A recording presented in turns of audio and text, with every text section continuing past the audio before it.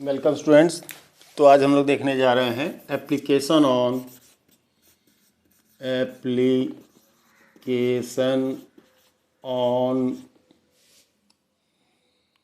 To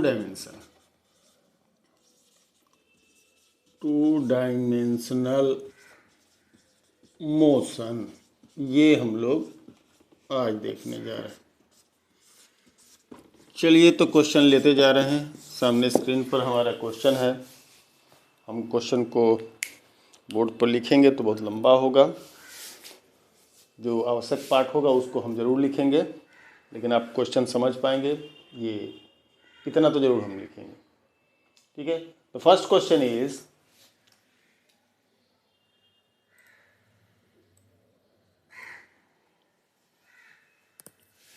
their are two masses m1 and m2। दो masses हैं, m1 है और एक m2 है,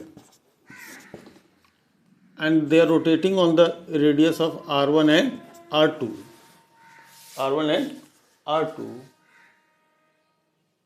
and they have same time duration. और दोनों का ही टाइम ड्यूरेशन ऑफ रिवोल्यूशन क्या है? सेम है। तो पूछ रहा है कि what is the ratio of their angular speed. भैया एंगुलर स्पीड की बात अगर हम करते हैं कि टाइम ड्यूरेशन सेम है तो ओमेगा का फॉर्मूला होता है 2π/t। अगर टाइम ड्यूरेशन सेम है तो एंगुलर स्पीड भी क्या होगा? सेम होगा। ऐसे सिचुएशन में हम सिंपली ये कह सकते हैं कि दोनों का जो एंगुलर स्पीड होगा वो सेम होगा। और सेम हो गया तो उनका जो रेशियो होगा, जो आप ω1:ω2 की बात करेंगे, वो 1:1 का आएगा। ऑप्शन में जो 1:1 दिखता है उसको टिक मारिए। Next question, A cyclist turn around the curve at 15 miles per hour. If he turns at double the speed, the tendency to overturn. वो 15 माइल पर आवर के स्पीड से मूव कर रहा है किसी सर्कुलर ट्रैक पर, तो क्या उसकी स्पीड है वो 15 माइल? ये तो सिर्फ कंफ्यूज करने के लिए लिख दिया गया है।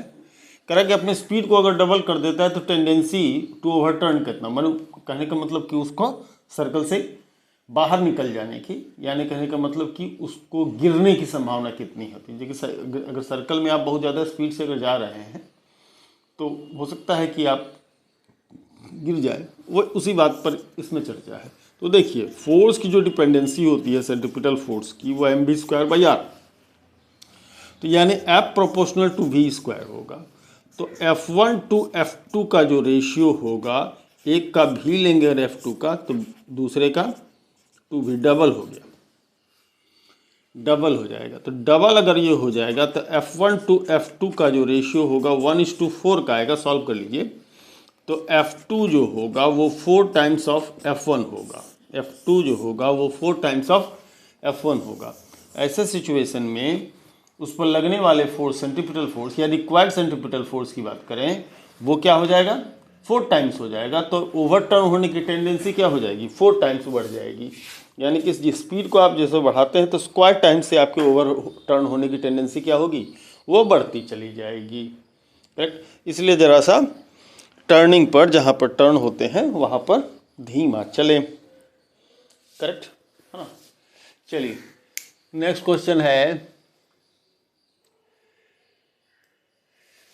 नेक्स्ट क्वेश्चन है, सिंपल है, वर्बली हम आपको बता देते हैं। क्वेश्चन नंबर 3 है, ना कहें उसको ऐसे बोल दें। What is the work done in completing one cycle. एक साइकिल कंप्लीट करने में वर्क डन कितना होता है? तो भैया इसको ज़रा समझ लीजिए, समझा भी दे।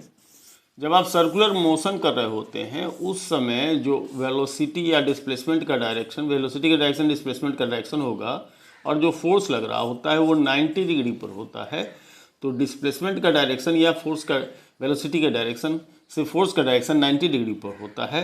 तो F.D का अगर प्रोडक्ट लेते हैं, वेक्टर फॉर्म में लेते हैं, तो ऐसे सिचुएशन में F.D कितनी होगी? 0 होगी। तो वर्क डन भी क्या रहेगा? 0 रहेगा। Work done in rotating one cycle by centripetal force, centripetal force के कारण जो वर्क डन हो रहा है वो क्या हो रहा है? हमारा 0 होगा। ठीक है। क्वेश्चन नंबर 4,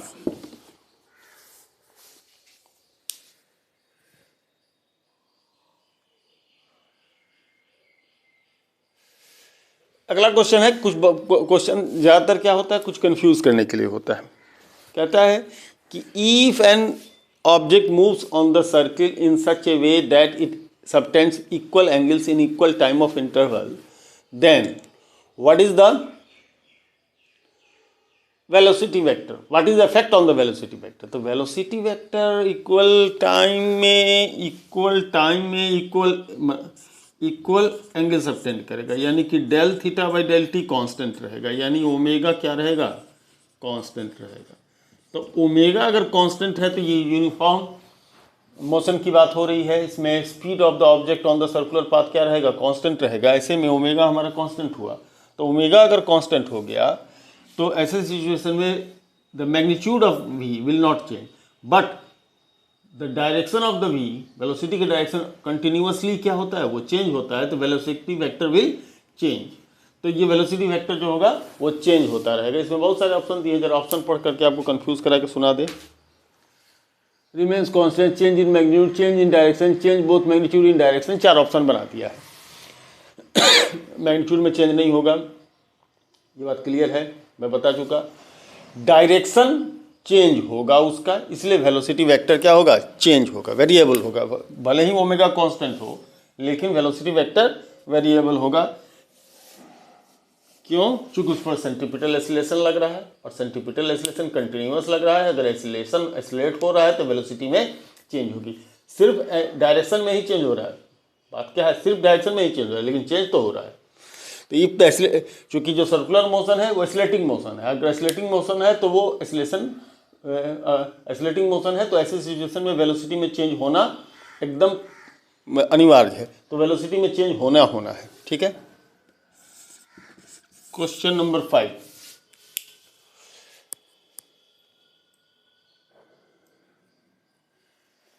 फालतू तरीके से क्वेश्चन। एक stone is tied with a string and revolve on a path of length L, if the string breaks in which direction it will move, tangential direction में चला जाएगा भैया, टेंजेंशियल डायरेक्शन में चला जाएगा। ये तो थ्योरी हम पढ़ा रहे थे उसी समय थी, ऐसे बकवास क्वेश्चन को लेने की जरूरत नहीं है।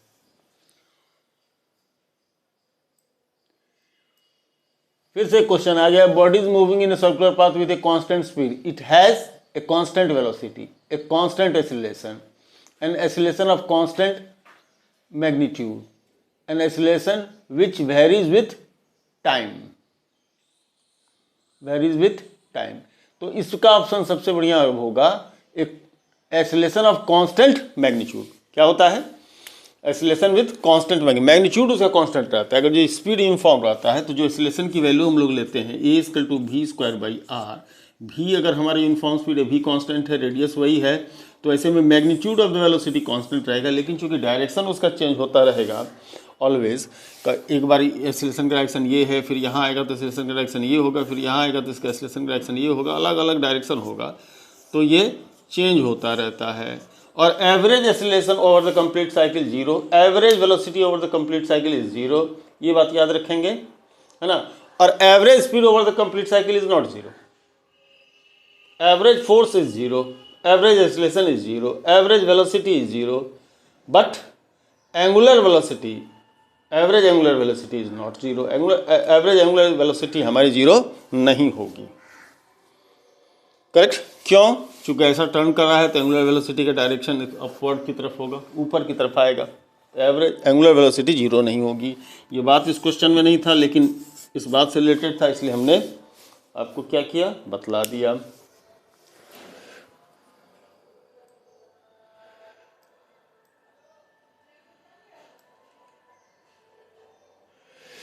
चलिए अगला क्वेश्चन ये है,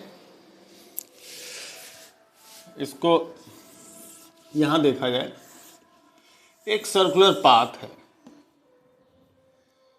उस सर्कुलर पाथ पर C उसका सेंटर है, A B diametrically opposite points हैं। जब वो ऑब्जेक्ट B से गुजर रहा होगा तो C के अबाउट जो एंगुलर स्पीड होगी और A के अबाउट जो उसकी एंगुलर स्पीड होगी, उसका रेशियो क्या होगा। तो जो लोग ज्योमेट्री पढ़े होंगे वो हमारी इस बात से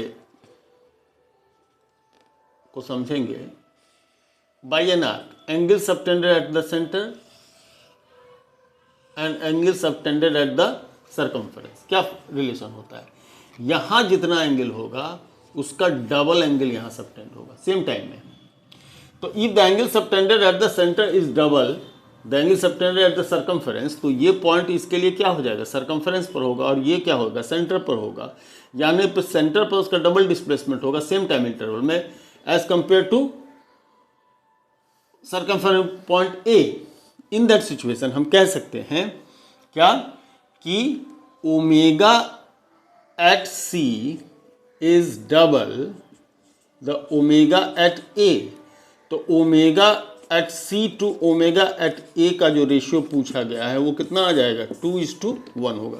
ये क्वेश्चन सिंपल में क्या था, कॉन्सेप्ट का क्वेश्चन था, है ना, कॉन्सेप्ट का क्वेश्चन था।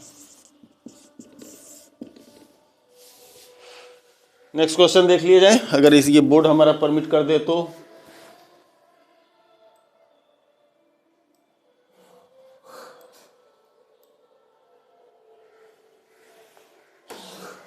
A car is moving on the horizontal road may be thrown out of the road in taking a turn by the gravitational force।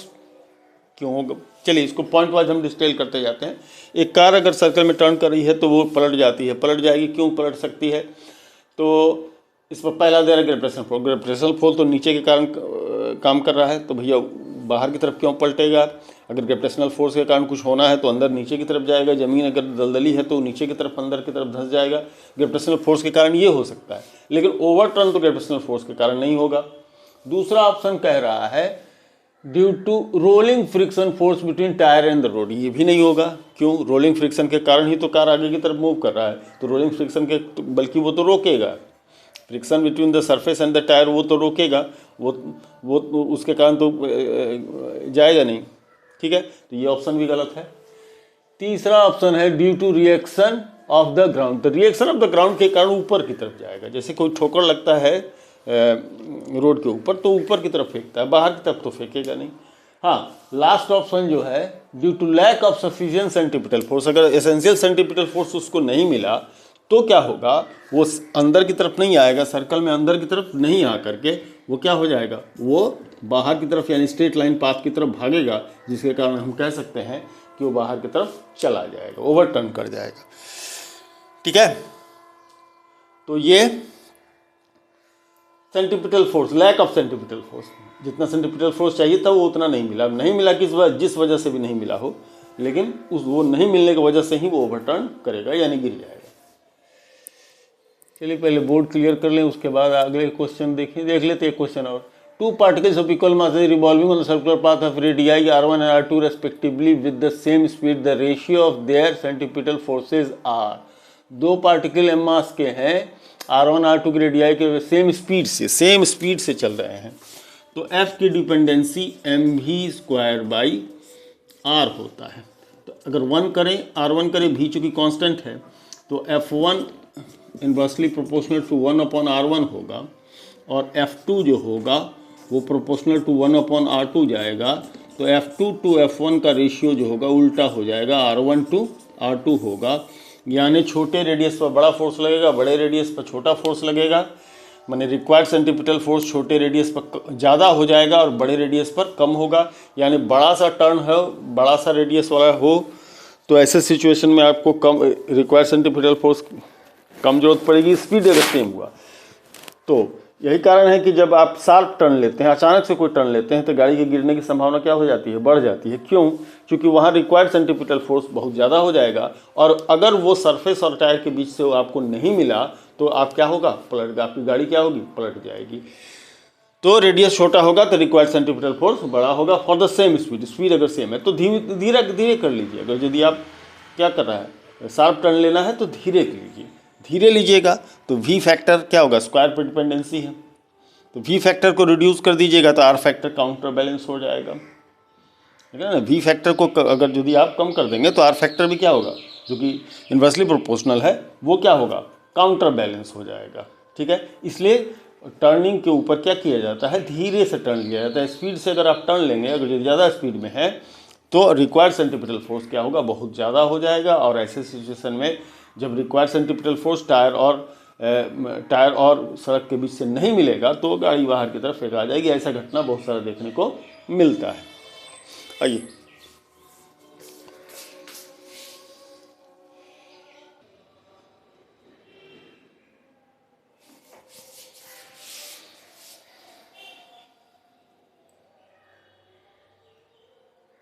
Next question है, particle moves with a constant angular velocity in a circle during the motion it's. एक particle जो है सो क्या हो रहा है, circle motion कर रहा है किसके ऊपर से, एक सर्कुलर ट्रैक के ऊपर। तो 4 ऑप्शन दिया गया उसके बाद, है ना, 4 ऑप्शन दिया गया। उसमें क्या क्या दिया जा रहा है? दिया जा रहा है energy is conserve, momentum is conserve, energy and momentum both are conserve, none of them are conserve. तो अगर कोई पार्टिकल किसी सर्कल के ऊपर मूव कर रहा है तो क्या होगा? अगर स्पीड उसकी कांस्टेंट है तो जो एनर्जी होती है half M V square, energy होती है half M V square, scalar quantity है। तो ये तो भैया ये तो कोई, अगर स्पीड में चेंज नहीं आएगा तो ऐसे में एनर्जी जो रहेगी वो कंजर्व रहेगी, ये तो ठीक है। मोमेंटम के विषय में जाने, P = mv होता है, वेक्टर क्वांटिटी होता है, velocity is always changing on a circular motion, velocity हमेशा से चेंज होता रहता है। तो ऐसे में मोमेंटम भी क्या होगा, कंटिन्यूसली चेंज होता रहेगा। और टोटल मोमेंटम जो होगा उसका एवरेज मोमेंटम की बात करें तो हो जाएगी 0, क्योंकि एवरेज वेलोसिटी 0 तो एवरेज मोमेंटम भी 0 क्या हो जाएगा, उसका 0 हो जाएगा। और कभी 0 हो जाएगा, कभी उसका क्या होगा। तो इन दैट सिचुएशन हम कह सकते हैं कि मोमेंटम कंजर्व नहीं रहेगा, है ना, अलग अलग टाइम पर मोमेंटम उसका अलग अलग होगा, ठीक है। लेकिन एनर्जी क्या रहेगी उसकी, कंजर्व रहेगी। तो एक ही चीज कंजर्व रहेगा, वो होगा उसकी energy, that is kinetic energy. Next,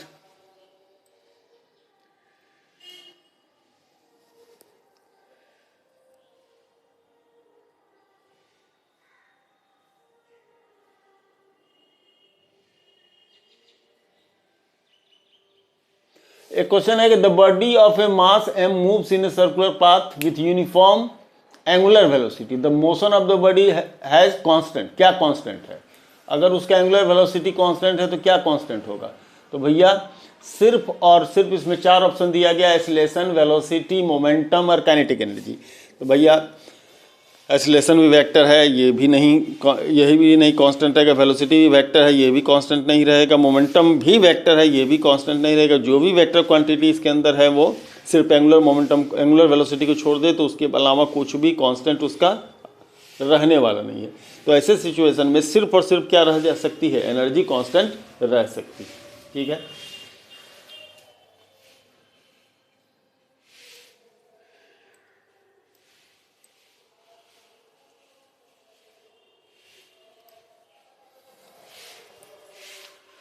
चलिए अगला क्वेश्चन बड़ा इंटरेस्टिंग है।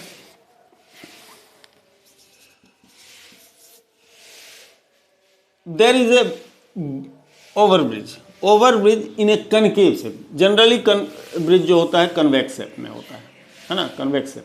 लेकिन यहाँ का जो ब्रिज है हमारा वो कनकेव शेप में है, ऐसा कुछ है, लचका ब्रिज कहते हैं कहीं कहीं पर।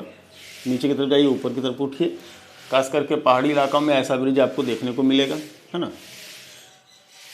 कह रहा है कि जब ये बॉटम पॉइंट पर होगा तो उसमें उस पर लगने वाला फोर्स कितना होगा। 4 ऑप्शन दिया, ऑप्शन हम लिखने वाले हैं, सीधा समझाए थे। अगर ये मान लीजिए जो भी व्हीकल है यहाँ पर होगा तो इसमें mg फोर्स नीचे की तरफ लग रहा होगा, सेंटर जो इधर कहीं पर सेंटर होगा तो सेंटर के टुवार्ड्स उसका क्या होगा, mv²/r फोर्स लग रहा होगा, mv²/r फोर्स लग रहा होगा। दोनों एक दूसरे के अपोजिट हैं। ऐसे में जो नेट फोर्स इस पर काम कर रहा होगा, नेट फोर्स F नेट जो काम कर रहा होगा वो आपका क्या हो जाएगा, mg नीचे की तरफ है माइनस नेट सेंट्रीफ्यूगल फोर्स ये लेंगे, यानी mg माइनस mv²/r होगा। तो एक्टिंग नेट फोर्स ये होगा, यही इसके रिएक्शनरी फोर्स को प्रोवाइड करेगा। तो रिएक्शनरी फोर्स भी इतना ही होगा। तो जो रिएक्शनरी फोर्स होगा mg माइनस mv²/r होगा। तो यहाँ पर हमारा रिएक्शनरी फोर्स रिड्यूस करेगा, बॉटम पर जाकर के लोएस्ट हो जाएगा, क्योंकि बॉटम पर जाकर के mg और fc जस्ट एक दूसरे के अपोजिट होंगे। और इधर इधर अगर मान लीजिए यहाँ पर आप रहते हैं तो mg का डायरेक्शन ये होगा, fc का डायरेक्शन ये होगा, तो जो कंपोनेंट काम करेगा वो छोटा सा कंपोनेंट इधर काम करेगा, तो यहाँ पर रिएक्शनरी फोर्स यहाँ के कंपेरिजन में ज़्यादा होगा, इधर भी, लेकिन बॉटम में एक दूसरे के जस्ट अपोजिट हो जाएंगे, इसीलिए ये मिनिमम रिएक्शनरी फोर्स होगा। तो कम से कम प्रेशर यहाँ पर क्या होगा, वो लगेगा, है ना।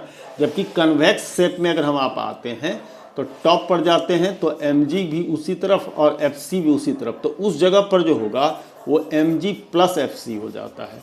रिएक्शनरी फोर्स बढ़ता है जब आप टॉप पर रहते हैं, रिएक्शनरी फोर्स बढ़ेगा। इसका मतलब अगर स्टेबिलिटी की बात की जाए तो कन्वेक्स शेप के ब्रिज के कंपैरिजन में कनकेव शेप का ब्रिज क्या है, ज़्यादा दिन टिकेगा।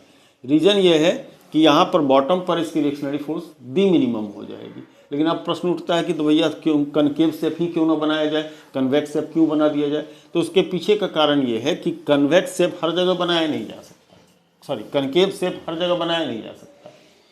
ये कुछ पहाड़ी जगहों पर ही बन पाता है जहाँ पर नदी नाला छोटा मोटा होता है। अदरवाइज पानी से बचने के लिए इसको या तो फ्लैट बनाया जाता है, नहीं तो कन्वेक्स शेप में ही बनाया जाता है। चलिए नेक्स्ट क्वेश्चन देखें।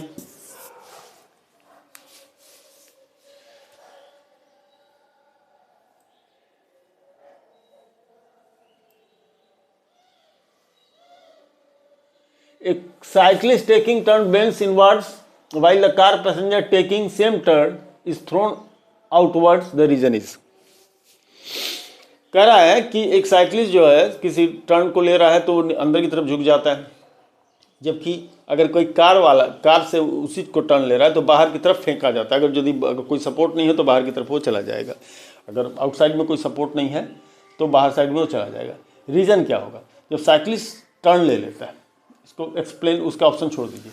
जब साइकिलिस्ट अंदर की तरफ बेंड कर जाता है तो वो सेंट्रीपिटल फोर्स को काउंटर बैलेंस कर पाता है ना। उसको रिक्वायर्ड सेंट्रीपिटल फोर्स मिल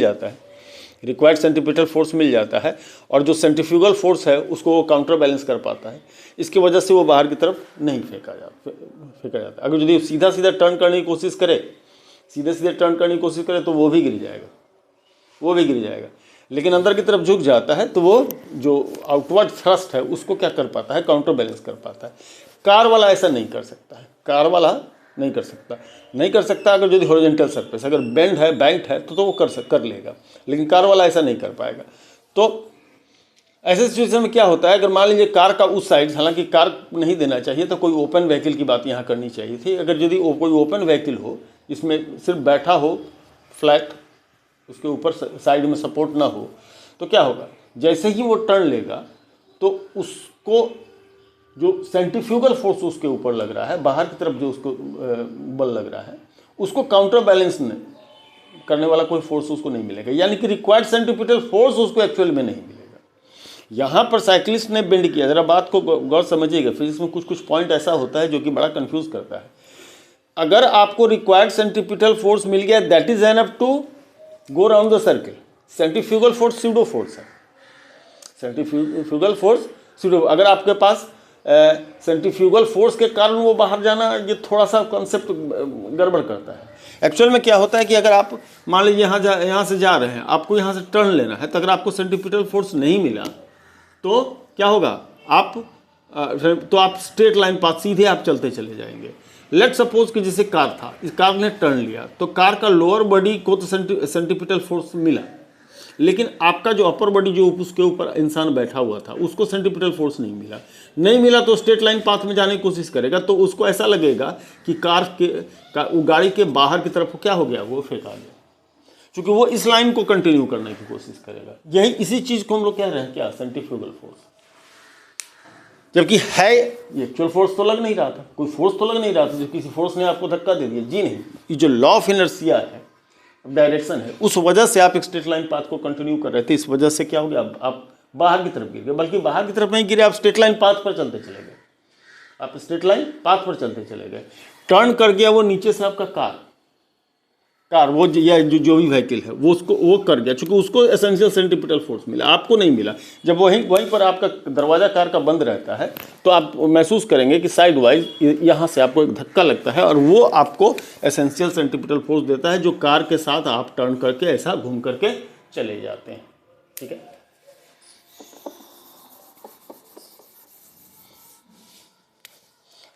नेक्स्ट क्वेश्चन।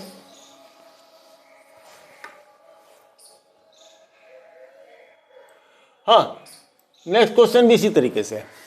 अगर मान लीजिए ओवर स्पीडिंग कारण कोई कार ओवरटर्न कर जाती है, किससे कहाँ ओवरटर्न कर जाती है, कहाँ ओवरटर्न करती है, किसी ट्रैक के ऊपर, तो कह रहा है कि अंदर का व्हील पहले उठेगा कि बाहर का व्हील पहले उठेगा, या दोनों का व्हील पहले उठेगा, या सीधे सीधे ऊपर की तरफ फेंका जाएगा। बहुत सारा ऑप्शन वहाँ पर कंफ्यूज करने के लिए दे दिया। इसको समझने के लिए ज़रा रोड और कार को हम लोग ज़रा समझने की कोशिश करें। मान लीजिए आपका ये व्हीकल है, इधर का चक्का यहाँ, इधर का चक्का यहाँ है। गौर कीजिएगा, इनर रेडियस छोटा, आउटर रेडियस बड़ा हो जाता है। इनर रेडियस छोटा है तो required centripetal force at inner radius is greater than required centripetal eight outer.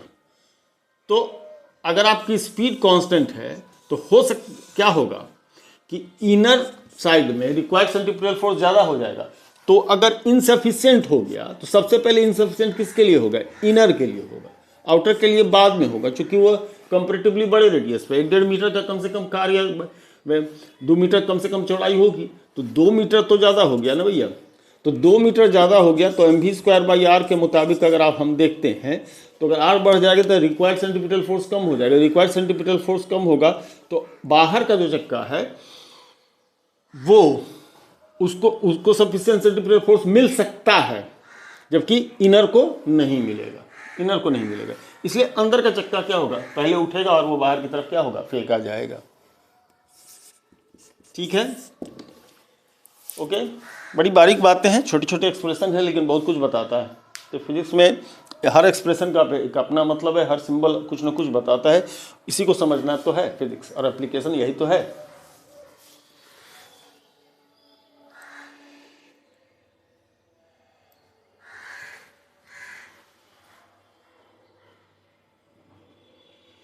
Two bodies of masses 10 kg and 5 kg moving on a concentric orbits of radius capital R and small r such their periods are the same. Their periods are then the ratio between their centripetal acceleration. कह रहा है कि एक छोटे circle में घूम रहा है, एक बड़े सर्कल में घूम रहा है, एक स्मॉल आर में घूम रहा है, एक बड़े आर में घूम रहा है, लेकिन दोनों का क्या है, एंगुलर स्पीड सेम है, ओमेगा कांस्टेंट है। यानी जो चक्कर लगा रहे हैं वो सेम टाइम में है। तो जाहिर सी बात है कि जो छोटे इसमें होगा, सर्कल में होगा, और जो बड़े सर्कल में होगा, अगर एक चक्कर लगाने में दोनों को टाइम सेम ले रहा है तो इसकी स्पीड ज़्यादा होगी, इस पर इसकी स्पीड क्या होगी, ज़्यादा होगी, इस पर इसकी स्पीड क्या होगी, कम होगी। तो यहाँ बड़े रेडियस में और छोटे रेडियस की बात करें तो अगर टाइम पीरियड दोनों का सेम है, एक समय में ही दोनों एक चक्कर पूरा कर रहे हैं, तो इसको तेज भागना पड़ेगा, करेक्ट है ना। तो ऐसे सिचुएशन में टाइम पीरियड सेम है, एंगुलर वेलोसिटी दोनों का सेम होगा। तो ये पूछ ये रहा है कि आपका the ratio of the centripetal acceleration, तो centripetal acceleration A = ω²r। Omega दोनों का सेम है तो A directly proportional to radius होगा। जिसका बड़ा रेडियस होगा वो क्या होगा, बड़ा रेडियस होगा, उस पर एक्सीलरेशन ज़्यादा होगा। अब जरा वहाँ से कंफ्यूज नहीं हो जाइएगा। जहाँ पर हमने कहा था कि छोटे ट्रैक पर जो है सो कम रेडियस में लगने वाला फोर्स या एक्सीलरेशन क्या होगा, ज़्यादा हो जाएगा। वहाँ पर टाइम एंगुलर वेलोसिटी या वेलोसिटी कांस्टेंट नहीं थी, है ना, एंगुलर वेलोसिटी कांस्टेंट नहीं थी। यहाँ पर एंगुलर वेलोसिटी कांस्टेंट है, फ़र्क है बात में, है ना। बात में फ़र्क वही है कि सेम टाइम पीरियड अगर ले रहा है, सेम एंगुलर स्पीड अगर दोनों रख रहा है, तो ऐसे सिचुएशन बड़े ट्रैक वाले को ज़्यादा स्पीड से चलना पड़ेगा। ज़्यादा स्पीड से चलना पड़ेगा तो रिक्वायर्ड सेंट्रीपिटल फोर्स की वैल्यू ज़्यादा हो जाएगी। तो A प्रोपोर्शनल टू R हो जाएगा। तो ratio of the centripetal forces जो होंगे वो क्या हो जाएंगे, बड़े ट्रैक का आर के रिस्पेक्ट में हो जाएगा, चूंकि ये proportional to R, R is to R जो होगा वो required centripetal force, centripetal acceleration का रेशियो हो जाएगा। क्वेश्चन नंबर 12 देखिए,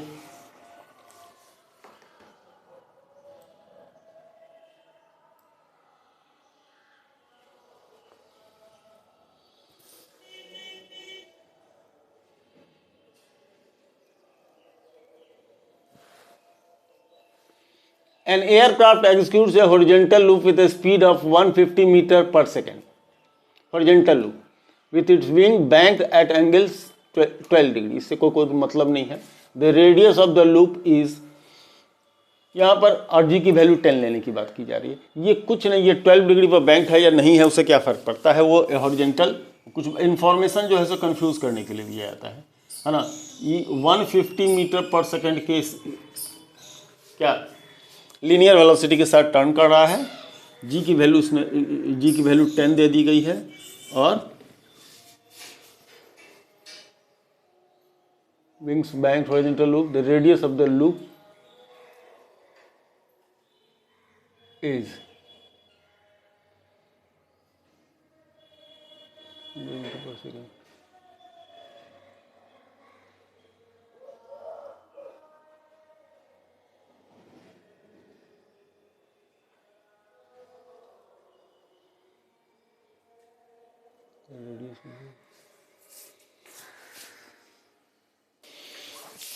तो चलिए हम लोग इसको देखते हैं। एक्चुअल में क्या होता है कि जब ये बेंड करता है, कौन, ये थोड़ी देर पहले मैंने बोल दिया था कि वो 12 डिग्री पर टर्न करता है, ऐसा कोई मतलब नहीं, मतलब तो है डिरेक्शनल फोर्स वही बढ़ाएगा। तो दिक्कत क्या होती है कि एरोप्लेन मान लीजिए ये है हॉरिजॉन्टल डायरेक्शन के साथ, अगर यदि वो थीटा एंगल से टर्न कर गई है ना, तो ये टर्न कर गई, ये थीटा, तो ऐसे में रिएक्शनरी फोर्स का डायरेक्शन ये होगा इसका, है ना। अब इसके ये थीटा, तो ये 90 माइनस थीटा, तो ये वर्टिकल के साथ ये डायरेक्शन जो हो जाएगी कितनी हो जाएगी, ये हो जाएगी थीटा। तो इधर में लगेगा आर कॉस थीटा कंपोनेंट, इधर जो लगेगा वो R sine theta component. R cos theta component इसके एम जी वेट को बैलेंस करेगा, और आर साइन थीटा जो होगा वो क्या करेगा, आर साइन थीटा जो होगा उसको M V square, essential centripetal force M V square by R provide करेगा। और आर कॉस थीटा जो होगा वो आपको क्या करेगा, वो एम जी को काउंटर बैलेंस करेगा। तो जब आप ऊपर वाले को नीचे वाले से डिवाइड कीजिएगा तो साइन थीटा बाई आर तो कट जाएगा, sine theta by cos theta tan theta आ जाएगा, टेन थीटा आ जाएगा भी स्क्वायर बाई आर जी, भी स्क्वायर बाई आर जी। ये साइक्लिस्ट वाला एक्सप्रेशन में लोग देख सकते हैं, सर्कुलर मोशन की बात थी, भी स्क्वायर बाई आर जी आ जाएगा। इसमें से रेडियस रिक्वायर्ड है आर की वैल्यू भी स्क्वायर बाई आर जी, तो ये जी टेन थीटा हो जाएगा, जी टेन थीटा। भी की वैल्यू अब 150 है ना, 150 मीटर पर सेकेंड का है ना, 150 मीटर मानी 0.5 आप ले सकते हैं किलोमीटर में, और जी की वैल्यू 10 मीटर पर सेकेंड, और टेन थीटा यानी 12 डिग्री दिया गया है। अब इसको 12 डिग्री जो टेंजेंट टेबल है उससे निकाल कर यहाँ पर रखना पड़ेगा, और जब इस वैल्यू को रख देंगे तो जाकर के इसका आंसर आएगा। अब इतने कैलकुलेशन करने के लिए मैं नहीं जा रहा हूँ, ये एक्सप्रेशन होगा, इसमें टेन थीटा इजकल टू भी स्क्वायर बाई आर जी यही काम करेगा। या इसको याद रखने के लिए आप लिख सकते हैं कि V square equal to R G tan theta होता है ऐसे केसेस में जब ये बेंड करता है, साइक्लिस्ट की बात हो या एरोप्लेन की बात हो, वहाँ पर एक्सप्रेशन आपका भी square are G tan theta काम करता है। और ये एक्सप्रेशन से ही ऐसे किसी क्वेश्चन को क्या किया जा सकता है, सॉल्व किया जा सकता है। चलिए धन्यवाद।